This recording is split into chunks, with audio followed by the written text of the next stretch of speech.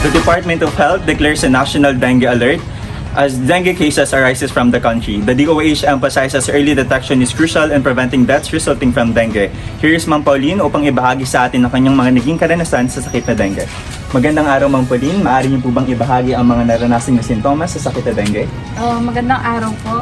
Nung na-dengue po ako, bago po ako magpa-hospital or bago po ako ma-admit, yung mga naranasan ko pong sintomas ay nilagnat po ako ng 3 araw. Tapos sumakit po yung mga kalamnan ko sa katawan and nawalan din po ako ng gana sa pagkain. So, thankful po ako na naagapan ko rin po agad.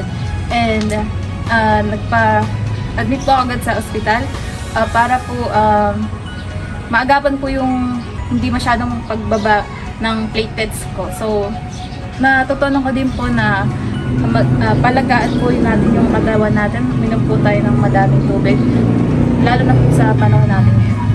Maraming salamat, Ma'am Pauline, sa pagbabahagi ng iyong karanasan sa sakit ng dengue. Sa ating mga manunood, kung kayo ay nakakaranas ng ganitong mga sintomas, mahalaga na agapan ito kaagad. Sa iba pang mga impormasyon, maaaring i-contact ang DOH Dengue Hotline sa mga numerong ito: 711-1001 o 711-1002.